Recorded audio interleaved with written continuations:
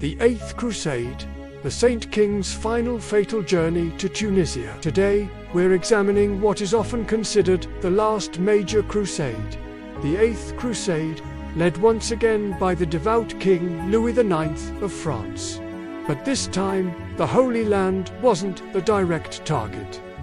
Join us as we explore this final and ultimately tragic chapter. Despite the disastrous outcome of the Seventh Crusade, King Louis IX remained steadfast in his commitment to the Christian cause in the East.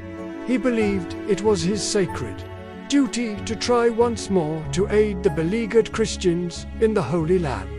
In 1270, he gathered another army, but his strategy was different this time.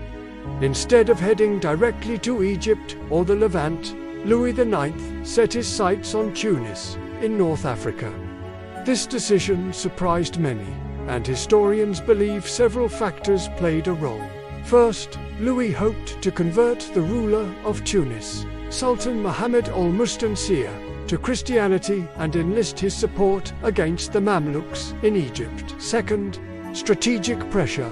Louis believed that establishing a Christian presence in Tunis could exert economic and political pressure on the Mamluk Sultanate, potentially weakening their hold on the Holy Land.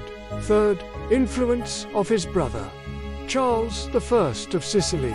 Louis's brother likely played a significant role, as he had his own political and economic interests in the Mediterranean region that aligned with an intervention in Tunis. The Crusader fleet arrived in Tunis and laid siege to the ancient city of Carthage.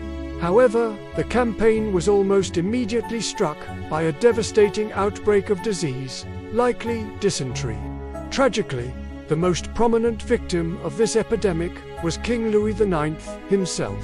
He fell ill and died in Tunis in 1270. His death marked a profound turning point, not just for the Eighth Crusade, but for the entire Crusading movement. With the death of their king, the leadership of the crusade fell to Louis's brother, Charles of Sicily. However, the will to fight had largely evaporated. Charles quickly negotiated a truce with the Sultan of Tunis, securing some financial concessions and safe passage back to Europe. The Eighth Crusade had ended without achieving any of its strategic objectives.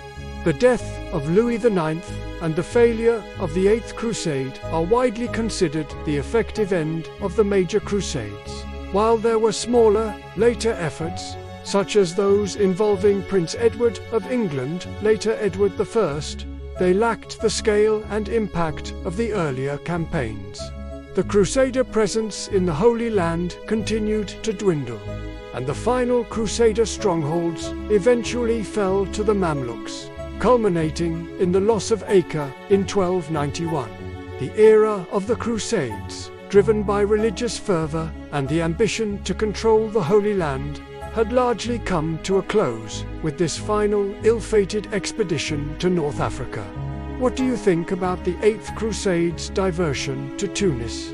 Was it a strategic miscalculation or a reflection of the shifting political landscape? Share your thoughts in the comments below. Don't forget to like this video and subscribe to Rose History channel for more historical explorations. Thanks for watching.